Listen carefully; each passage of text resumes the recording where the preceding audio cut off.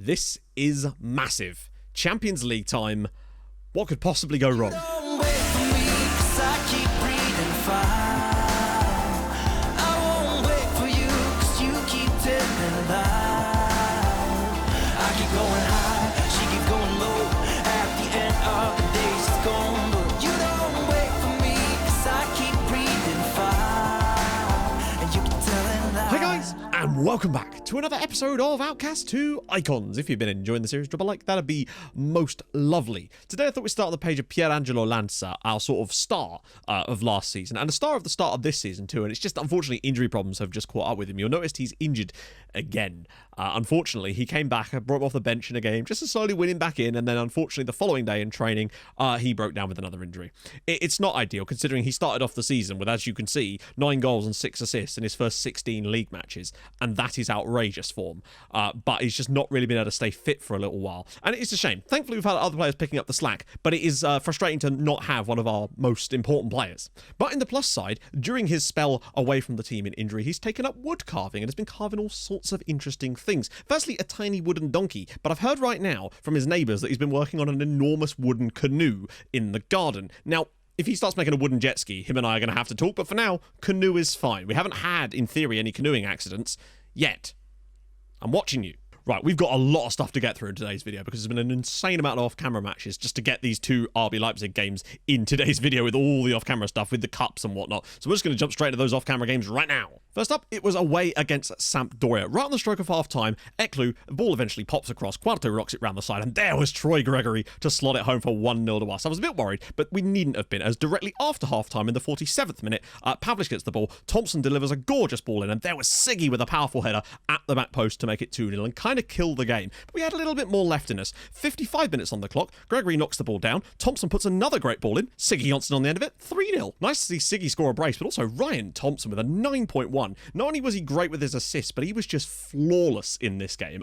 It just feels so much better having a proper left back there, to be fair. Even if he does use his right foot a bit more than I'd like, at least he's not cutting inside all the time. Next up though, it was at home to Inter. Conceded a goal from a corner. Oh well, it's been a while since we have in the 35th minute. And then unfortunately in the 66th minute, Inter, well, we just weren't very good in this one. Defending all over the place here. Ball comes through, cleared away, and then back into the back of the net for 2-0 to Inter. We did have a little crack at this one later on in the match as Pavlich puts the ball across to Candido. This is a weird goal. I think he's trying to cross this, but eventually it just curls into the bottom corner for 2-1, but it wasn't enough. No complaints about this one. It's weird. Sometimes when you come up against a team like Inter, even if they're having a poor season, sometimes they'll still play like Inter, and today was that day, really. Mihalchea was still good, but this is one of our worst performances of the year, honestly, and we thoroughly deserve to lose. But boy, oh boy, did we show how to respond to that as we went away to Torino. Thompson's shot is eventually blocked, Gregory pops it in, Magnus Nissen slots it home for 1-0 after just 4 minutes. Nice to get off to a good start like that, just to sort of settle the nerves a little bit. Then 27 minutes, Dinko Pavlich, beautiful free kick into the top corner for 2-0, and basically killed the game at that point, but we weren't really done at that point. Pavlich gets the ball back here, pops it through, and who on the end of it? Look at this for a finish from Troy Gregory. Little sort of scissor kick there to make it 3-0 before half-time. Just after half-time, we won a penalty, which Glavash then dispatched for 4-0 on the night away at Torino. Really, really good stuff from us. But we had one last piece of stuff for us. Nissen gets the ball here. Ramon pops it around the side for Siggy Johnson, gets into the box, and just drills it low and hard for 5-0 Sassuolo. The rain certainly did not affect us in this game as we just tore them apart, which is what I want to see more of from us, but it was nice to see. Really comfortable win. Next up, it was Lazio in the Cup, the first leg for a shot at the Coppa Italia final. Milivojev puts the ball through here eventually, and Gregory's on the end of it for 1-0 to us after just 5 minutes. Troy Gregory has been sensational lately. But then we gave away a penalty for handball. Believ, very silly boy, and Ricardo Martins was able to make it 1-1-0. But then only 5 minutes later, this absolute rocket of a strike flying in here, and Eduardo just hammers it home to make it 2-1 to Lazio. And I was a bit disappointed because we were playing okay at that point, but we did, in the 77th minute, manage to pull ourselves out something here as Overmars drives into the box, pulls it across, and who should be there but of course Troy Gregory. 77 minutes on the clock and a 2-2 draw. Happy days. But then in the 87th minute, we made a couple of changes late on and it made a massive difference. Glavash gets the ball, pops it around the side for Overmars, who was able to finish, and it was 3-2 to Sassuolo. And in the end, a very, very tight game. I think we just about edged it, but honestly a draw would have been a fair result too. But to take a 3-2 victory back to our home ground for the second leg was very good, because there were away goals from what I've heard.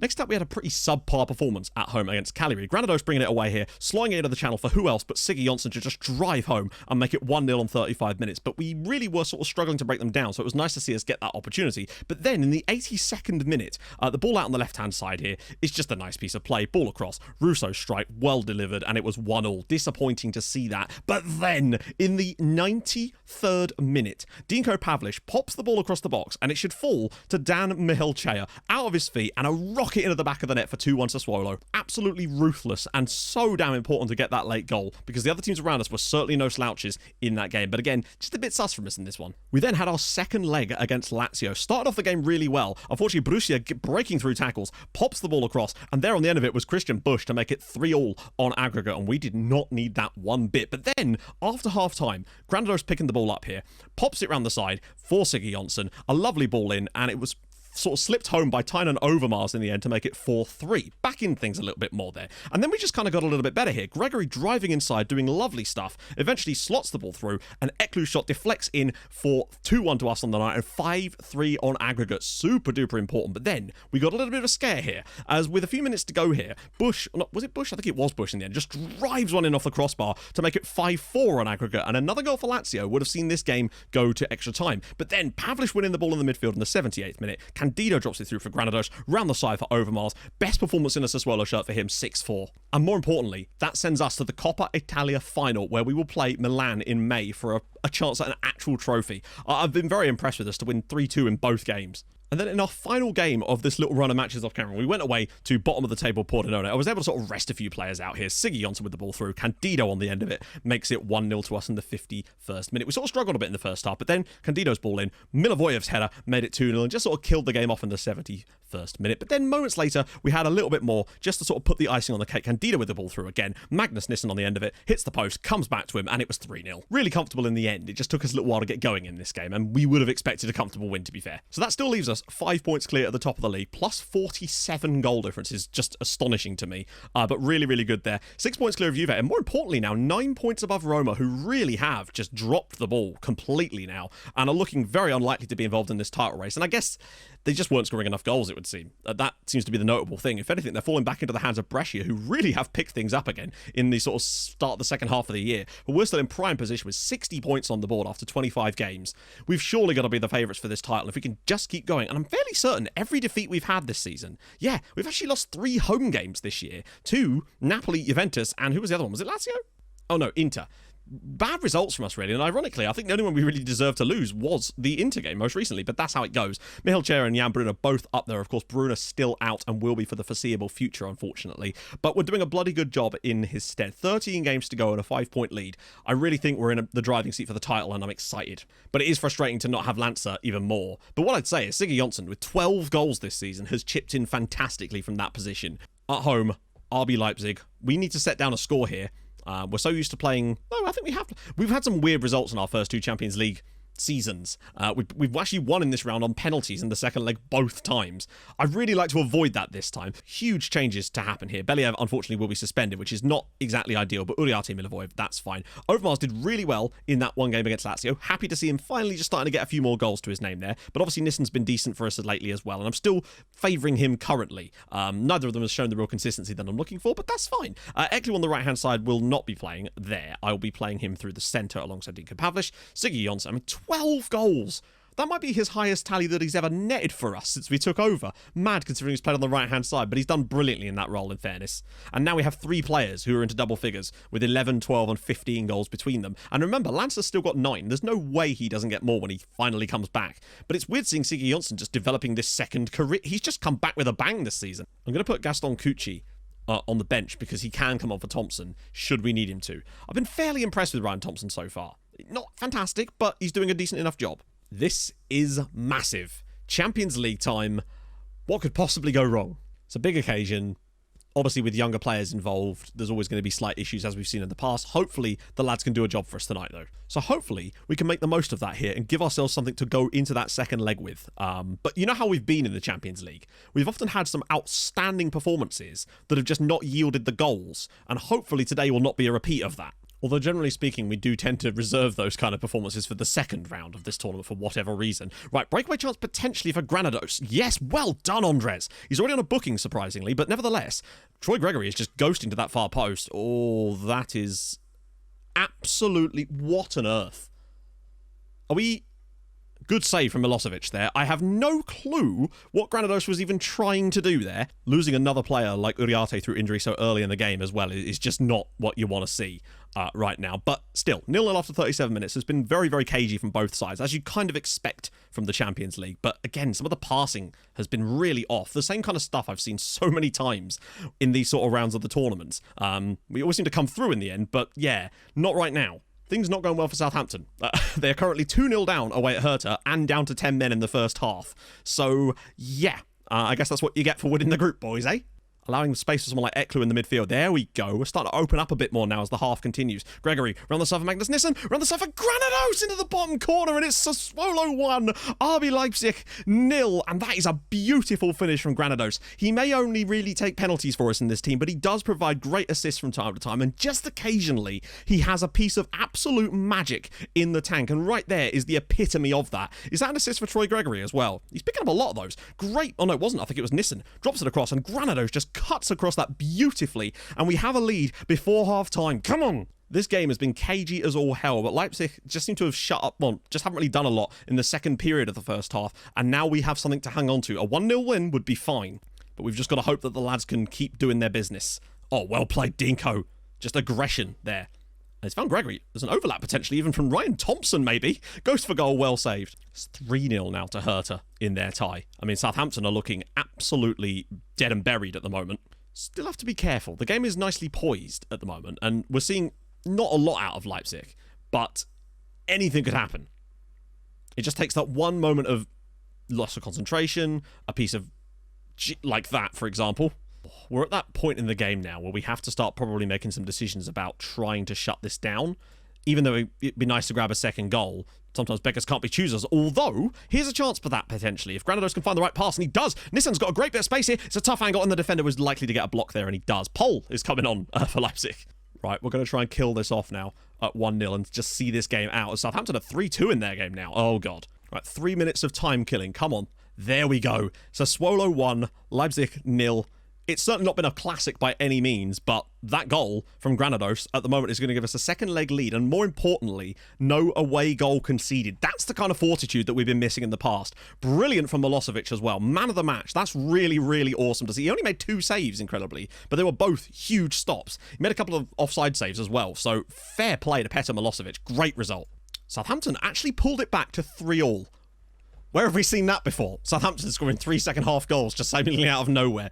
Anyway, so, some more games off camera. Back in a sec for the second leg. This is far from done yet. I might be wearing different clothes because I'm actually going to have to record the second part tomorrow because the plumber's coming round in a minute. So yeah, back in a sec. Right then, we're back. It's a brand new day. Everything's good. I've got a cold can of Beppis and we're ready to get going. So first up, we were at home against Spal. Lovely little breakaway from us here with Troy Gregory picking the ball up, eventually popping it around the side for Overmars, who slide it home for 1-0 Sassuolo. And that was all it took. It's another one of those games where I think we were a bit better than that, but just a really nice solid performance from everybody all round. Ryan Thompson, man of the match as well. But in even better news, Juventus lost 5-4 at home to Benevento on the night, and that really helped. Next up, it was away against Frosinone, a team we'd struggled against a little bit in the past, but again, Thompson getting on at the ball here, whipping it across, Nissen knocks it down, and there was Sigurd Jonsson on the end of it again. His goal scoring lately has been nothing short of staggeringly good. Then before half-time, Eklu again doing good work in the midfield, Granados picking it up, popped round the side by Nissen, Gregory on the end of it again, off the crossbar for 2-0. 2 assists on the night for Magnus Nissen as well. Really good to see. And then with just 5 minutes to go, we put a cheeky little bit of icing on the cake once more with Ryan Thompson getting the ball, popping it across, Eklu hammering it home for 3-0 Sassuolo. Just a really good performance all round. Ryan Thompson, once again, man of the match. The guy has had a great time since he joined us on loan. I can't believe how well he's done in this game. Genuinely staggering. But then last up, sadly, we were unable to break down a very, very defensive-looking Fiorentina side. Only managed to get an XG of 0.38 in this game. They just put 1,000 men behind the ball, and we just couldn't get anything going from an attacking standpoint. So disappointing to drop points. We're 3 points clear at the top of the league. Juventus have fallen away. We're 9 points above them now. 9 points above Roma. Out of nowhere, it's become a battle between us and Napoli. But that's enough of the league. It's all about the Champions League now. Southampton's comeback against Hertha was insane, by the way. To come back from 3-0 down there and pull that off. Where have they done that before, eh? But never mind. We move on. We've got no away goal, which is perfect. We have a chance. I think if we go to Germany and score a goal, that's going to be our task here. And I think this is the team good enough to do that.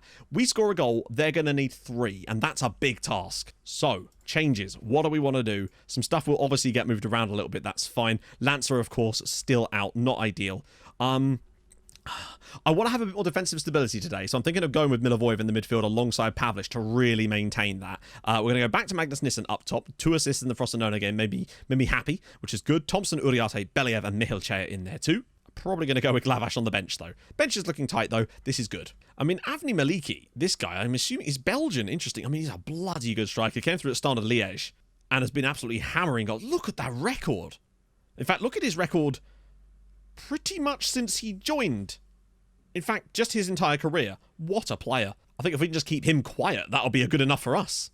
I'm going to tell them about complacency. We can't afford to be complacent here. We need to show that strength and fortitude. We've let things slip in the Champions League at times this season. Things could have been much better for us. We should have beaten Marseille and we should have beaten Southampton and we didn't. Those are results that will haunt us, but it won't matter if we can get ourselves through here.